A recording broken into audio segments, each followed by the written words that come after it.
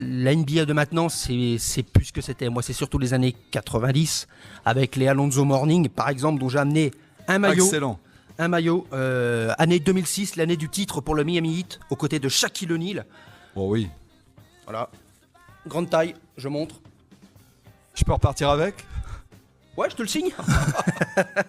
J'ai également celui des Charlotte Hornets.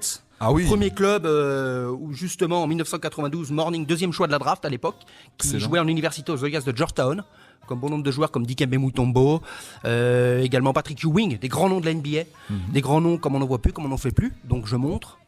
Ouais, Caméra. superbe. Magnifique maillot. Voilà, des petites pièces de collection, des petites répliques, hein, donc je suis resté fan, je suis assez rétro, quelqu'un d'assez rétro, que ce soit dans le cinéma, dans le sport, je suis assez resté années 90, 2000, 80 aussi, et 70. Super. Donc on a bien compris, plutôt les saisons 97, 98. Ouais, avec les collections de cartes Upper Deck, la saison 94-95 que j'ai eu à Noël 94. Ça nous rajeunit pas. Ça, c'est des souvenirs. On reste des grands enfants. Alors un autre de tes sports favoris, le foot. Ah, le football, ouais, le football. Clin d'œil à l'équipe de France. Bravo à Dédé, 3 ans, qui il y a 3 ans remporta sa deuxième étoile. Une première en 98 en tant que joueur, que capitaine, sous la coupe d'Aimé Jacquet. Salut à Aimé Jacquet qui a réussi un véritable tour de force à l'époque, était très décrié.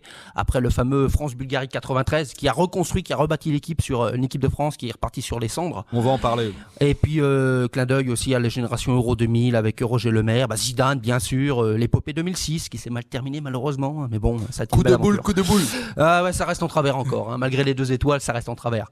Et puis l'Euro 84, l'épopée Platini, une pensée pour Michel Hidalgo.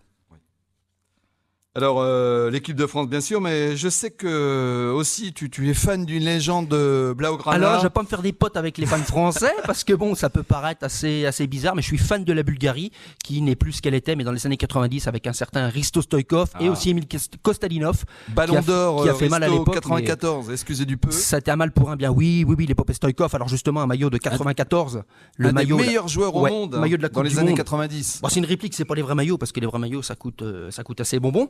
Mais sur le marché, on peut trouver des articles assez intéressants. Superbe. À la classe. Le maillot de 94, justement avec celui-là, ils avaient battu les Argentins, champions du monde 86 au premier tour, 2-0. Maradona n'était pas présent ce jour-là, mais bon, les Argentins n'y étaient plus. Une Bulgarie de feu, avec une attaque de feu, Kostadinov, Stoïkov, Balakov, Zankov, Vetanov, Lechkov, dans les buts Mihailov, l'un des meilleurs goals de l'époque, président de la fédération bulgare. Ils sont allés en demi-finale, c'est ça? Ils sont allés en demi-finale, ils ont été volés, alors comme par hasard contre l'Italie, il y a une petite main de Costa Curta dans la surface de réparation, en deuxième pénalité qui n'a pas été sifflée, et l'arbitre ce jour-là était français. Ah, les Un Italiens, petit peu tu les portes l'amalgame, pas trop dans ton cœur, les Italiens. Non, depuis 2006,